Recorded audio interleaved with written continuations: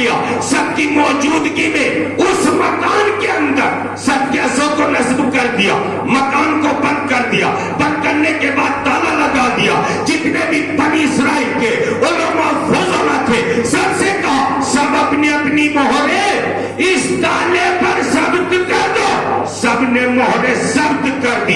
ایک رات گزرنے کے بعد جناب داؤد نے جتنے بھی علماء فضلاء تھے، آگے تینوں زاہدین تھے، سب سے کہا میرے ساتھ آؤ عزیزان محترم، اور پھر فرمایا کہ اس تالے کو کھولو، اس تالے کو کھولو. سب نے تالے کو کھولا اور اس کے بعد کمرہ کھول کر دیکھا تو جناب داؤد کے عصے پر، جناب سلیمان کے عصے پر ہری بھری پتیاں، خوشنما پھول اور تر و تازہ پھل نظر آ رہے تھے. تر و تازہ پھل نظر آ رہے تھے. تو بغیر کسی اختلاف کے بنی اسرائیل نے سلیمان کی خلافت کو تسلیم کر لیا. اب جملے کے ذریعے سے خدمت کروں، اگر دعوت زنا شیرہ میں علی کم سن تھے اور کم سنی کے عالم میں ہی پیغمبر اکرم نے علی کو اپنا خلیفہ بنا لیا تھا، تو تاریخی اعتبار سے قباحت ہی کیا تھی کہ علی سلیمان سے بھی علم و فضل میں کمزور تھے.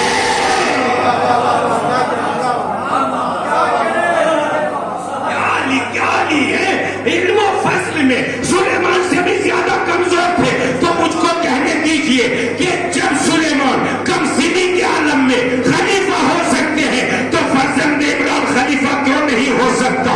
حافظ توریت و زبور و انجیل و قرآن خلیفہ کیوں نہیں ہو سکتا؟ اس زمین پر فضیلتوں کا آسمان خلیفہ کیوں نہیں ہو سکتا؟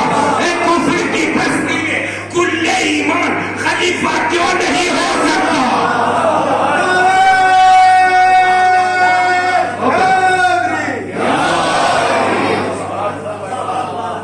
کفر کی بستی میں کل ایمان خلیفہ کیوں نہیں ہو سکتا؟ کعبے کا محافظ اور اسلام کا نگہبان خلیفہ کیوں نہیں ہو سکتا؟ انبیاء کا مددگار اور محمد کا نگہبان. سلام پڑھے محمد والے. تو بھیا یہی تو قدیر ہے،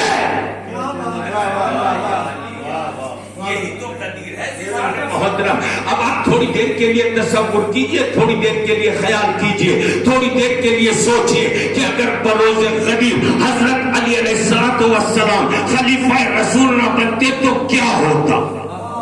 متوجہ ہے تو کیا ہوتا؟ یہ قابل غور سوال ہے، یہ قابل توجہ سوال ہے، یہ قابل تفکر سوال ہے، یہ قابل تدبر سوال ہے. اس سوال پر ہر انسان کو، ہر مسلمان کو سوچنا چاہیے. عزیزان محترم، اس کا ایک اجمالی جواب تو یہ ہے کہ اگر دین و دنیا کا نہایت اہم اور مسلم الثبوت واقعہ نہ ہوتا تو نہ یہ زمین کا خاکی فرش ہوتا، نہ آسمان و کرسی و عرش ہوتا، نہ غنچوں کے چٹکنے کی آواز ہوتی، نہ گوہر مراد کی کسی کو جستجو ہوتی، نہ جمادات میں تلا و نقرہ جیسی دھات ہوتی، نہ گلشن، نہ سوسن، نہ شاخ، نہ بات ہوتی، نہ ہستی، نہ جنبش، نہ حیات ہوتی، نہ ثابت، نہ ناطق، نہ عاقل کی ذات ہوتی، نہ کوثر، نہ توبہ، نہ غلمان ہوتے، نہ حورے، نہ جنت، نہ رضوان ہوتے، نہ آدم، نہ عیسیٰ، نہ شیش ہوتے، نہ نوح، سلیمان و ادریس ہوتے، نہ ابراہیم و اسماعیل و جرجیس ہوتے، نہ عیسیٰ و موسیٰ و طور ہوتے، نہ اطراف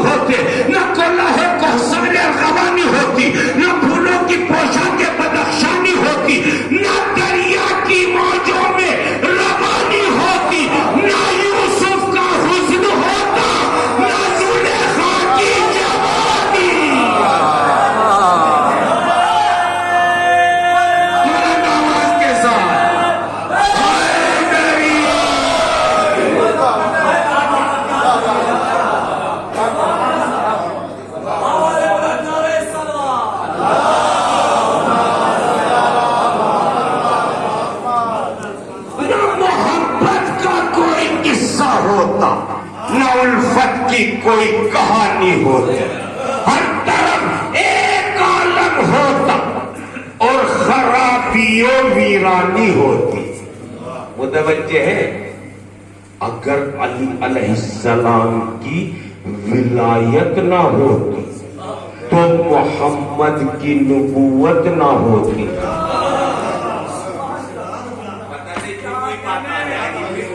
آ جائے گی عزیزان محترم، اگر علی علیہ السلام کی ولایت نہ ہوتی تو محمد کی نبوت نہ ہوتی، اور جب محمد کی نبوت ہی نہ ہو تو تمام نبیوں کی نبوتیں ختم ہو جائیں گی، تمام رسولوں کی رسالتیں تمام ہو جائیں گی۔ چونکہ ابھی محمد بھائی بیٹھے ہیں اس لیے جملے کے ذریعے سے خدمت کر رہا ہوں، جو اس لیے کہ جب باغ کو ہی آب حیات نہیں ملے گا تو باغ کے سارے درخت سوکھ جائیں گے۔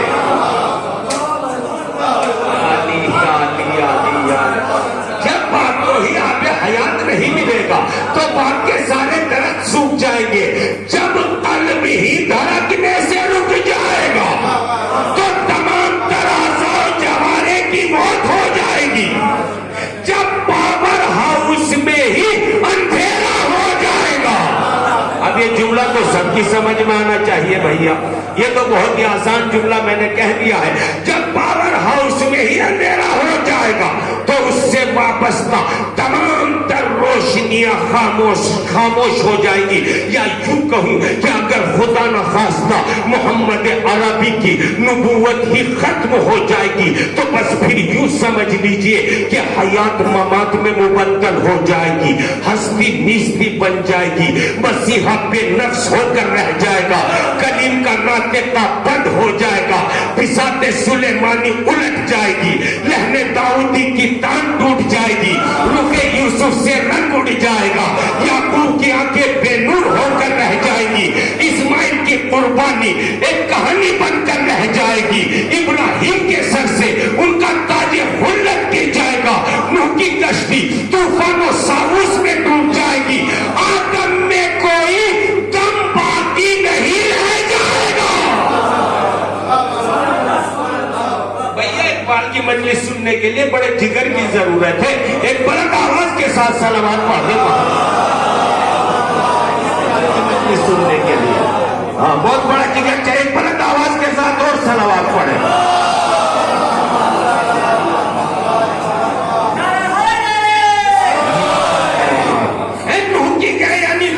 کشتی طوفان و ساؤس میں ڈوب جائے گی، آدم میں کوئی دم باقی نہیں رہ جائے گا، اور جب سب کچھ یہ ختم ہو جائے گا تو سمجھ لو کہ قیامت سے پہلے قیامت آ جائے گی، آسمان پھٹ جائے گا، زمین شق ہو جائے گی، پہاڑ اپنی جگہ چھوڑ دیں گے، سورج کا چراغ خاموش ہو جائے گا، وَإِذَا الشَّمْسُ كُوِّرَتْ وَإِذَا النُّجُومُ انكَدَرَتْ، چاند کو کہن لگ جائے گا، ستارے اپنی روشنی کھو بیٹھیں گے۔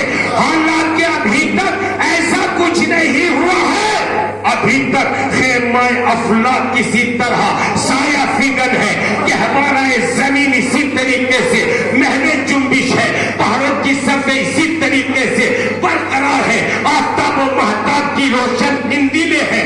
عزیزان محترم، ستارے چمک رہے ہیں، جواہر دمک رہے ہیں، گلزار مہک رہے ہیں، پرندے چہک رہے ہیں، گویا کہ جس طرح ہزاروں سال پہلے کارروان حیات جاری و ساری تھا، بالکل اسی طریقے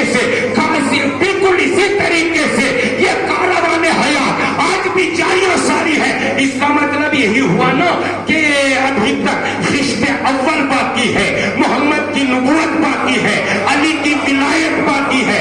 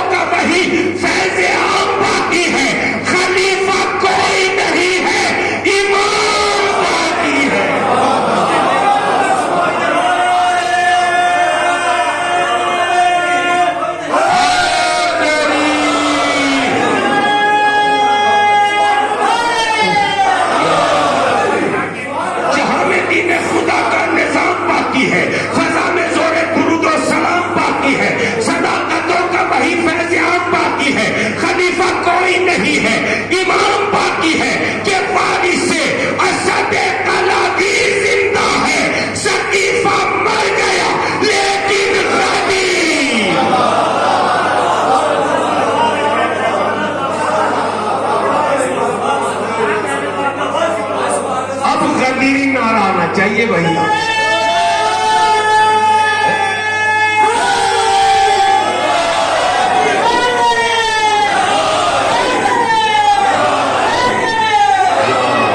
اور آپ کو سلامت رکھے. تو عزیزان محترم یہ اللہ کا اصول رہا ہے, یہ اللہ کا آئین رہا ہے, یہ اللہ کا قانون رہا ہے کہ کبھی بھی اللہ نے جاہل کو خلیفہ نہیں بنایا, امام نہیں بنایا. اللہ نے کبھی جاہل کو سردار لشکر نہیں بنایا, لشکر نہیں بنایا. اللہ نے جناب طالوت علیہ السلام کا انتخاب کیا. لوگوں نے کہا کہ صاحب یہ مالدار نہیں ہے, یہ دولت مند نہیں ہے, یہ پیسے والا نہیں ہے. آوازیں قدرت آئی, خبردار, ہم دولت کی بنیاد پر انتخاب نہیں کر رہے ہیں بلکہ وسعت علم اور قوت جسم کی بنیاد پر انتخاب کر رہے ہیں. وسعت علم اور قوت جسم کی بنیاد پر. اور جب لوگوں نے طالوت کی سرداری کو قبول کر لیا تو 70,000 کا لشکر جناب طالوت کی قیادت میں, جناب طالوت کی سرداری میں جالوت کو قتل کرنے کے لیے کمر بستہ ہو گیا, تیار ہو گیا, آمادہ ہو گیا. اللہ کی اس دور کے نبی پر وہی نازل ہوئی, اے میرے نبی, اے میرے پیغمبر, اے میرے رسول, ان 70,000 لوگوں سے کہہ دیجئے کہ یہ جالوت کو قتل نہیں کر پائیں گے. کہا پھر کون قتل کرے گا؟ کہا جالوت کو وہ قتل کرے گا کہ جس کے جسم پر موسیٰ کی زرہ پوری اتر جائے گی.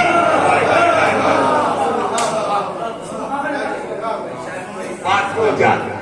جالوت کو وہ قتل کرے گا کہ جس کے جسم پر موسیٰ کی زرہ پوری اتر جائے گی, وہ جالوت کو قتل کرے گا. اس دور کے نبی نے, اور وہ اولاد جناب یعقوب سے ہوگا, وہ اولاد جناب یعقوب سے ہوگا. اس وقت اولاد جناب یعقوب سے جناب داؤد کے والد محترم جناب الیسع موجود. فوراً جناب الیسع کو بلایا گیا اور بلانے کے بعد گزارش کی گئی, ان کی خدمت میں درخواست پیش کی گئی کہ آپ اپنے بیٹوں کو بلائیے, آپ اپنے فرزندوں کو بلائیے اور جناب موسیٰ علیہ السلام کی زرہ یہ کے بعد دیگرے یعنی باری باری پہنائیے. ہم بھی تو دیکھیں کہ وہ آپ کا کون سا فرزند ہے, کون سا بیٹا ہے کہ جس کے جسم کے اوپر جناب طالوت علیہ السلام, جناب موسیٰ علیہ السلام کی زرہ پوری اتر جائے گی. اور وہ کون ہے کہ جو جالوت کو قتل کرے گا؟ وہ کون ہے کہ جو جالوت کو قتل کرے گا؟ بیٹوں کو بلایا, فرزندوں کو بلایا, زرہ پہنانا شروع کری. کسی کے جسم پر بڑی ہوئی, کسی کے جسم پر چھوٹی ہوئی, کسی کے جسم پر بڑی, کسی کے جسم پر چھوٹی, پوری کسی کے جسم پر نہیں اتر رہی تھی. تو مجمع میں سے ایک بزرگ نے کہا کہ ان سے معلوم کرو, ان سے دریافت کرو کیا ان کا کوئی اور بچہ, کوئی اور بیٹا تو نہیں رہ گیا ہے. دریافت کیا گیا, معلوم کیا گیا, کہا صاحب ایک بیٹا رہ گیا مگر ابھی وہ کمسن ہے. ابھی وہ چھوٹا ہے, ابھی وہ بچہ ہے, اس کو بلا کر کیا کروں؟ کہا نہیں, ان کو بھی بلاؤ. داؤد کو بلایا گیا, موسیٰ کی زرہ پہنائی گئی, حالانکہ بچے تھے مگر جسم پر پوری اتری. حالانکہ بچے تھے مگر موسیٰ کی زرہ جناب داؤد کے جسم پر پوری اتری. تو عزیزان محترم اتنا تو پتا چل گیا کہ نبی کا جانشین وہی ہوتا ہے کہ جس کے جسم پر نبی کا لباس پورا اتر جائے.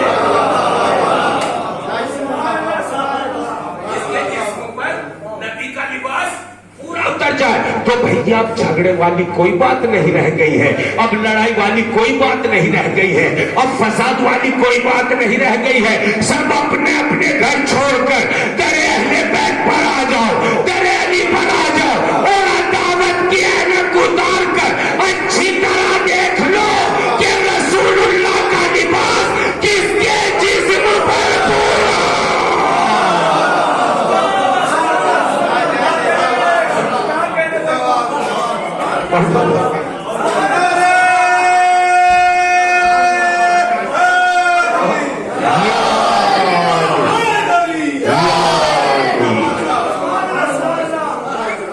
اب لڑائی والی کوئی بات نہیں رہ گئی۔ بھیا یہ کچھ سامعین ہو رہا ہے، تھوڑا سا یہ بھی سن لے ایک بات، اور اس کے بعد منزل کو تمام کر دوں گا۔ ایک بلند آواز کے ساتھ صلوات پڑھیں محمد۔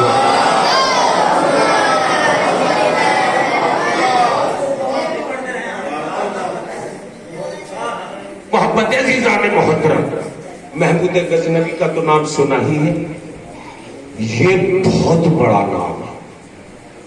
محمود غزنوی بہت بڑا نام ہے، معمولی نام نہیں ہے۔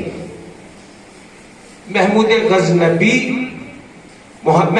غزنوی اپنے لشکر کے ساتھ شکار کے لیے نکلا، ساتھ میں خاص بھی موجود ہے، وزراء بھی موجود ہیں، اراکین سلطنت بھی موجود ہیں، زومائے سلطنت بھی موجود ہے، غلام بھی موجود ہے۔ لشکر ایک صحرا میں پہنچا، ایک دشت میں پہنچا، ایک جنگل میں نظریں اٹھا کر دیکھا تو آسمان کی طرف ایک حسین و خوبصورت چڑیا اڑتی ہوئی نظر آئی۔ متوجہ ہے، جب آسمان کی طرف دیکھا تو ایک بڑی ہی حسین و خوبصورت چڑیا اڑتی ہوئی نظر آئی۔ کسی لشکری نے کہا جانتے ہو یہ چڑیا جو اڑ رہی ہے یہ کون سی چڑیا ہے؟ یہ کوئی معمولی چڑیا نہیں ہے، اس کا نام ہوما ہے، اس کا نام ہوما ہے۔ اور ہوما کی خصوصیت یہ ہوتی ہے کہ جس کے سر پر ہوما کا سایہ پڑ جائے وہ بادشاہ ہو جاتا ہے۔ ہوما کی خصوصیت کیا ہے کہ جس کے سر پر ہوما کا سایہ پڑ جائے وہ بادشاہ ہو جاتا ہے۔ پر جیسے لشکر والوں نے سنا، سب نے محمود غزنوی کو چھوڑ دیا اور ہوما کے پیچھے پیچھے دوڑ پڑے۔ ہر آدمی کے دل میں ایک ہی تمنا، ایک ہی آرزو، ایک ہی خواہش، کاش اس کا سایہ ہمارے سر پر پڑ جائے ہم بادشاہ ہو جائیں، اس کا سایہ ہمارے سر پر پڑ جائے ہم بادشاہ ہو جائیں۔ اسی لالچ میں، اسی تمام میں لشکر بہت دور نکل گیا تو محمود غزنوی نے پیچھے مڑ کر دیکھا تو سب محمود کو چھوڑ کر فرار اختیار کر چکے تھے، بس ایک کھڑا ہوا تھا۔ کون؟ ایاز، کہ جو غلامی کے فرائض انجام دے رہا تھا۔ تو محمود نے معلوم کیا، ایاز یہ بتلاؤ جب سب مجھے چھوڑ کر چلے گئے تو تم کیوں نہیں گئے؟ بہت خاموش بیٹھے ہوئے، بہت خاموش بیٹھے ہوئے ہیں۔ جب مجھے سب چھوڑ کر چلے گئے تو تم کیوں نہیں گئے؟ تمہیں بھی چلے جانا چاہیے تھا۔ کہا حضور انہیں ہوما کے سائے کی ضرورت تھی، مجھے آپ کی حفاظت کی ضرورت ہے۔ میں نے واضح کر دیا، میں نے واضح کر دیا ہے۔ شاباش، لگاؤ لگاؤ۔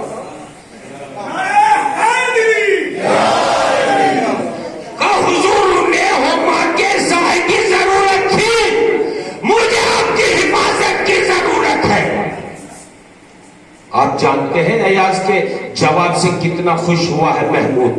جیسے شکار سے واپس آئے سب سے پہلا کام اس نے یہ کیا کہ ایاز کو اپنا وزیر بنایا۔ یا علی یا علی یا علی یا علی۔ سب سے پہلے اس نے کام کیا کہ ایاز کو اپنا وزیر بنایا تو پتا چلا اس دنیا میں بھی اگر کوئی بادشاہ کو چھوڑ کر چلا جائے تو وہ بادشاہ کی نظروں میں کوڑی کا دین ہوتا ہے۔ علی علی علی، اس دنیا میں بھی اگر کوئی بادشاہ کو چھوڑ کر چلا جائے تو وہ بادشاہ کی نظروں میں کوڑی کا دین ہوتا ہے، لیکن جو بادشاہ کے ساتھ رہ کر بادشاہ کی حفاظت کرے وہ بادشاہ کا جانشین ہوتا ہے، وہ بادشاہ کا نہیں ایسے نہیں۔ اس واقعے کو پڑھ کر مجھ کو جنگ احد یاد آ گئی کہ جہاں پر ایک آواز بلند ہوئی تھی، قد کو تیرا محمد قتل کر دیے گئے، اور جیسے ہی لوگوں نے اس آواز کو سنا محمد کو اکیلا چھوڑا اور سب پہاڑی کی طرف دوڑ پڑے۔ یہ تو واقعہ ہے، سب پہاڑ کی طرف دوڑے ہیں، سب پہاڑ کی طرف بھاگے ہیں۔ عزیزان محترم، پہاڑ کی طرف سب دوڑ پڑے، سب پہاڑی کی طرف بھاگ پڑے۔ بیت مکہ والی نے دیکھا انہوں نے تو محمد کو اکیلا چھوڑ دیا اور اکیلا چھوڑ کر جا رہے ہیں۔ خالد نہ سن کر کہ محمد قتل کر دیے گئے، علی نے محمد کو ہاتھ پر اٹھایا اور اٹھانے کے بعد فرمایا کون کہتا ہے محمد قتل کر دیے گئے، کون کہتا ہے محمد مارے گئے، کون کہتا ہے محمد شہید کر دیے گئے؟ دیکھو محمد میرے ہاتھ پر حیات ہے، محمد میرے ہاتھ پر زندہ ہے۔ ایک ہاتھ سے حملہ کرتے جاتے تھے اور دوسرے ہاتھ پر محمد کو بلند کر کے کہتے جاتے تھے کہ محمد قتل نہیں ہوئے ہیں، محمد مارے نہیں گئے ہیں۔ اور جیسے ہی محمد نیچے تشریف لائے فرمایا نہیں گھبرانا نہیں، ہر جزاء الاحسان الا الاحسان، احسان کا بدلہ احسان ہوا کرتا ہے۔ اگر 3000 مسلمانوں کی موجودگی میں تو نے مجھ کو اپنے ہاتھ پر اٹھا کر میری حیات کا اعلان کیا تو میں بھی اس وقت تک دنیا سے نہیں جاؤں گا جب تک سوالات کے مجمع میں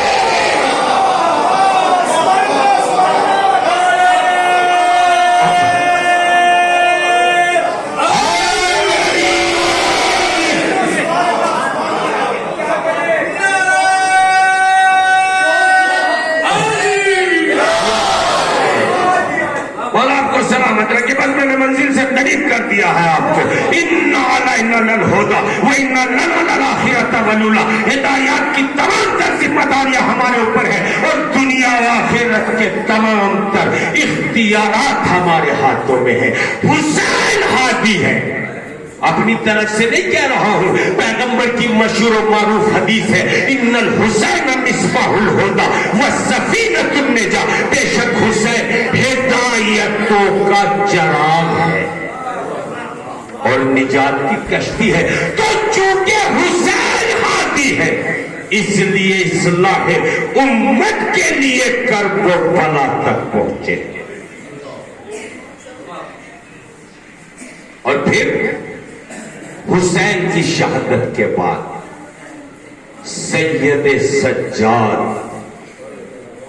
دین کے پیشوا، دین کے ہادی، زمانے کا امام، مگر بڑا غیور تھا سجاد، بڑا غیرت والا شہزادہ۔ غیرت والے شہزادے کی موجودگی میں اگر اس کی ماں بہنوں کے اور پھوپھیوں کے سروں سے چادریں چھین لی جائیں، اور یہ جملہ عزاداروں میں کہہ چکا ہوں گریا کے لیے، تو اب آپ ہی بتلائیے کہ شہزادے کے دل پر کیا گزر جائے۔ اللہ اکبر، سید سجاد کے سجدے، سید سجاد کی عبادتیں، اور پھر وہی زینب کی عبادت۔ یہ وہ عبادت ہے کہ جو تاریخ فراموش نہیں کر سکتی، اس لیے کہ زینب بیٹھ کر نماز ادا کر رہی ہے۔ امام زین العابدین علیہ السلام نے دیکھا کہ میری پھوپھی بیٹھ کر نماز सके। हाथों की हथकड़ियों को संभाला, पांव की बेड़ियों को संभाला, कमर के लंगर को संभाला, गले के तोके खारदार को संभाला।